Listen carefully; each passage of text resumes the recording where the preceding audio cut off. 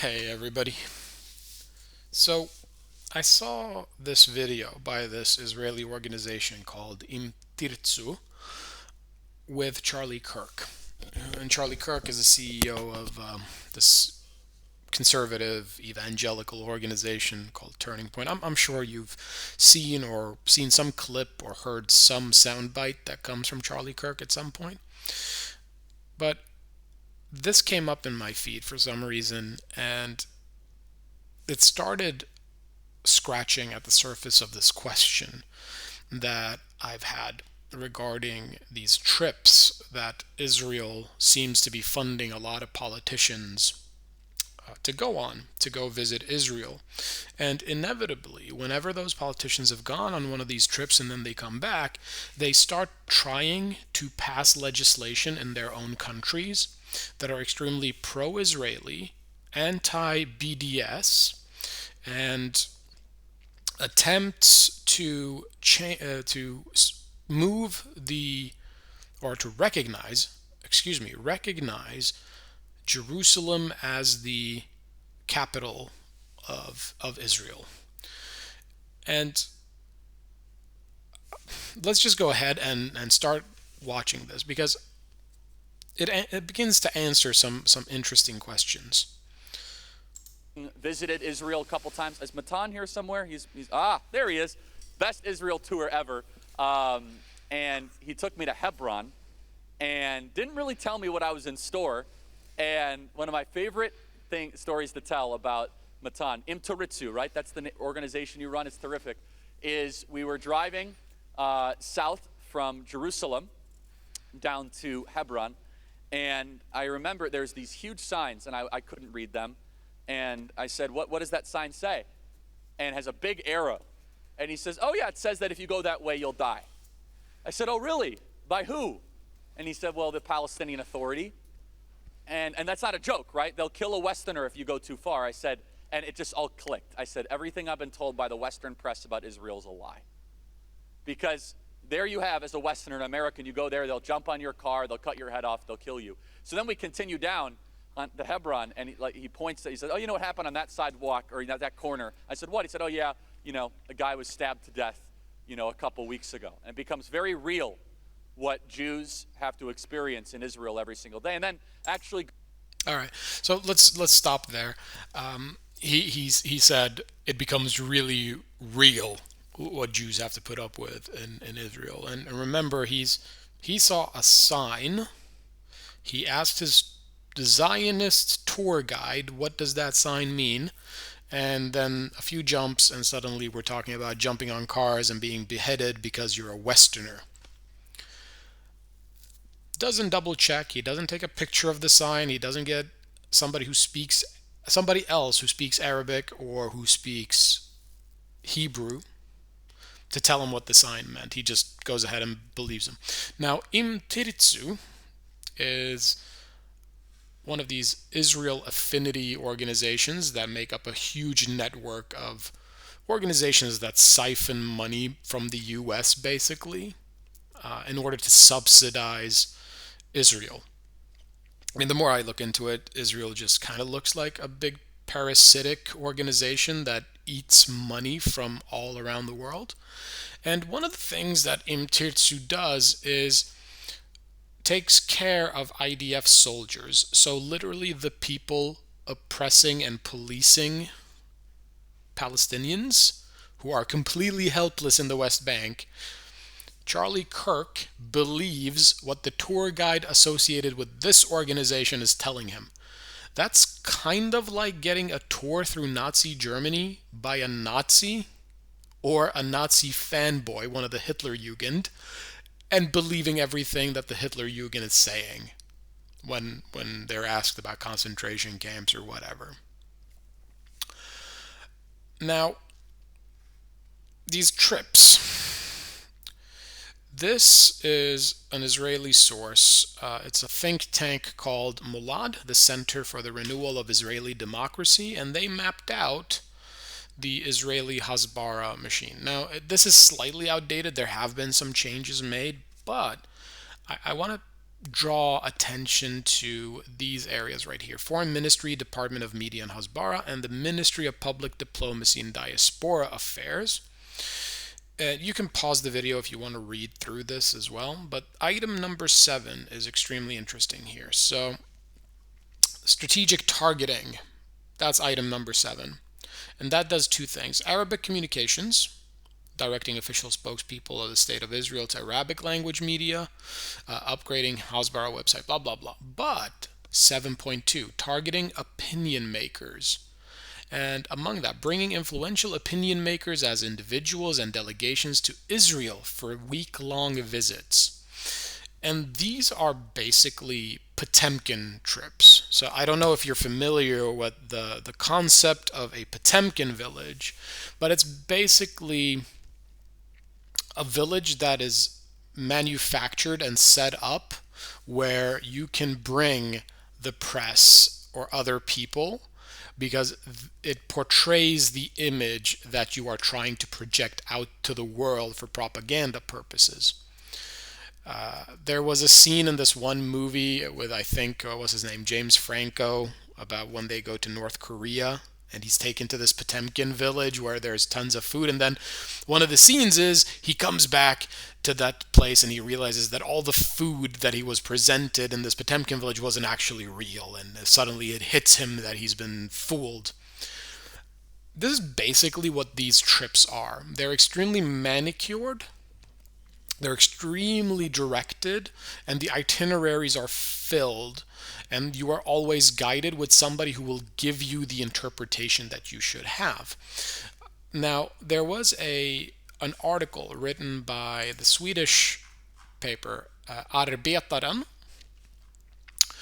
and I've done the Google Translate thing here. So KD, that's the Christian Democrats in Sweden. And Sweden is a Protestant country. Right-wing politicians and luxury hotels. And this talks about that in August, 10 MPs from the Christian Democrats traveled to Israel. The trip was arranged by KKL, an organization accused of financing illegal settlements on Palestinian land. During the trip, the KD delegation did not meet a representative from the Palestinian side. However, they had a meeting with a right-wing politician and an overnight stay at a luxury hotel. So I want to show you the itinerary here because you can tell that this thing has been, or that this is very, very systematic and that they have set these up to pander to the tastes and history and context of the delegates who are visiting. So, for instance, when after they've landed, they will go and visit the Raoul Wallenberg Park and Zora Forest. Now, Raoul Wallenberg is basically the only bright upside, or the only one of the few good things. I have to correct myself. One of the few good things that Sweden had or produced or whatever during the Second World War.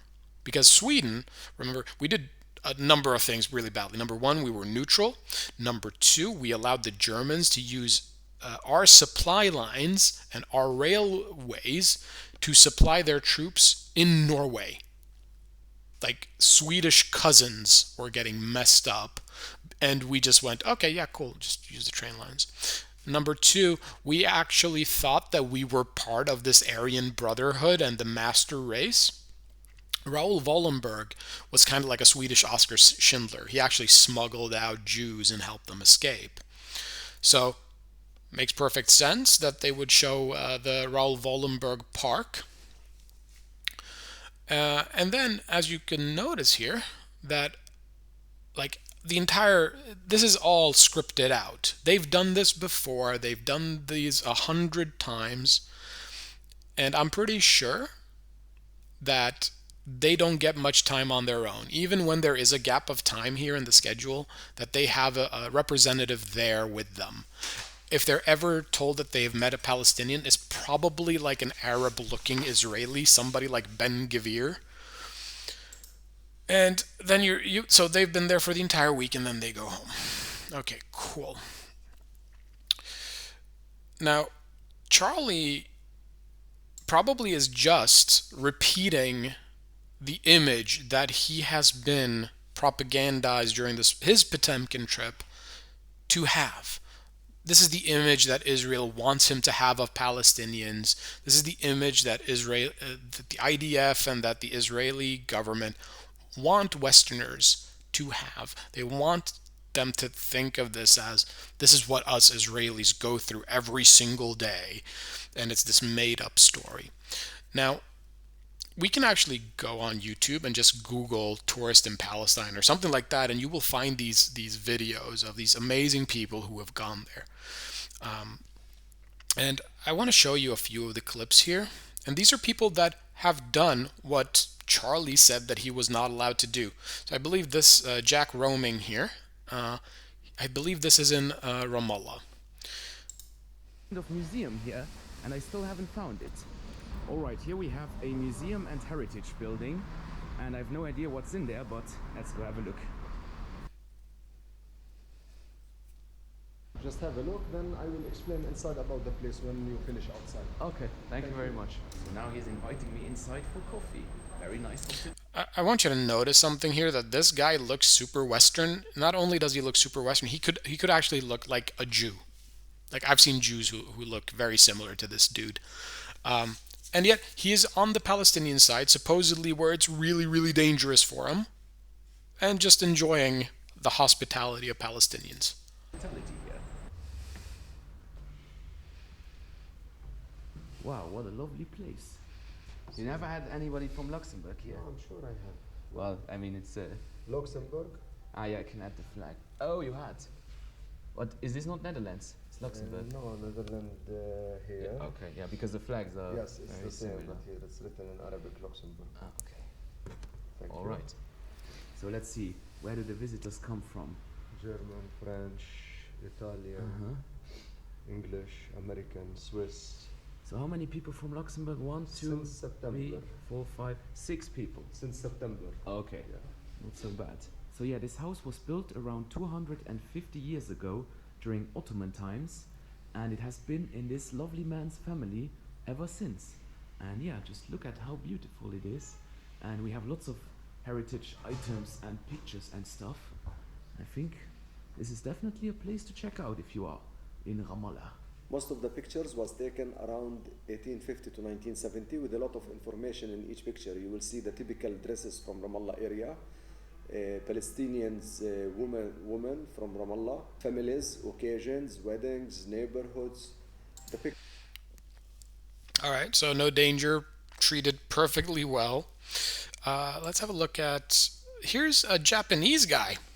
And actually, he is treated very poorly. Just wait. Really good and ranked as one of my favorite foods that I had in Palestine. But I couldn't enjoy it peacefully because a lot of people are talking to me.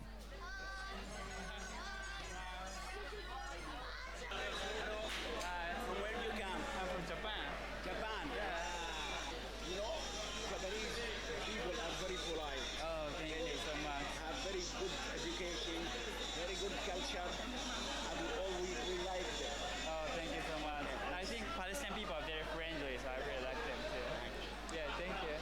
Oh my God, the savagery, the humanity. And here's a guy named Living Bobby. And Living Bobby actually went and stayed with a Palestinian family. And I think this right here, I think this might be one of the signs that Charlie was talking about. This road leads to Area A under the Palestinian Authority. The entrance for Israeli citizens is forbidden, of course, because transferring population into occupied territories is illegal under international law, dangerous to your lives, and is against Israeli law as well, because even Israeli law recognizes that a lot of the settlements are illegal, even though the Likud government still does them. Now, here is Living Bobby when he first arrives.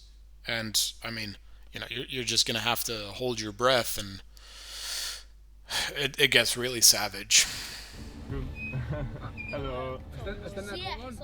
Yes, YouTube. What's YouTube channel? Where are you from? Living Bobby. Living Bobby? Yeah, I'm from New York. New York, New York. Good. My New York. Thank you. Oh my God, the second that they heard he was a Westerner or an American, these barbarians, they just started, jumping on his car and trying to behead him and giving him a cool glass of water. Okay, that's. Anyways, Living Bobby goes to spend some time, and after they had dinner, this lovely family takes him out to one of their favorite spots, out overlooking the olive groves that Granddad planted himself and that his children will inherit. And these olive groves are inherited from generation to generation, and some of them are like 700 and almost 1,000 years old. And Israeli settlers just show up and steal it from them. And when these Palestinians try to resist, the IDF shows up to protect the thieves who are stealing the Palestinians' land. Okay. So where does he want to take? I think he wants to just walk us like up the hill. Show us some of like the olive trees. These olive trees right here to our right. Yeah. He planted those himself. Oh, he planted these olive trees. These olive trees here on the right. Yeah. He's planted. Oh wow. Yeah. Okay. Every family in the village has a portion of the land. Ah. Yeah. Okay. And the land is passed down through generations. Gotcha. Yeah. So then his sons will inherit his land, and then they'll take it. They'll take care of it, and then so on and so on. Gotcha. So that's why everybody comes up into the mountains. That's why there's a culture here. That's right. Because everybody has a piece of the land to plant anything Absolutely. that they want. Yeah. Cool. They come to eat them. They come to. They come to pick the olives and everything. That's cool. That's such a special culture, because then everybody can have fresh food. Absolutely. They can have fresh, any type of fruits or olives or anything. Guys, 10,000 likes and Bobby will do another video. These are his brother's trees. Okay. And his brother planted these. Gotcha. In the 80s. In the 80s. Yeah. Wow.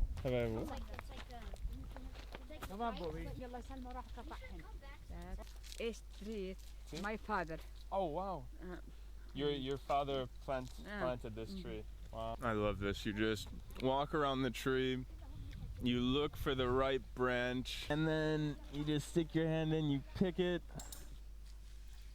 I think you get the idea. Basically, Charlie has been sold. Now, Charlie is an evangelical conservative Christian, and let's not get it twisted. Evangelical Christians in the US, they support the Israel Project for a very specific anti-Semitic reason.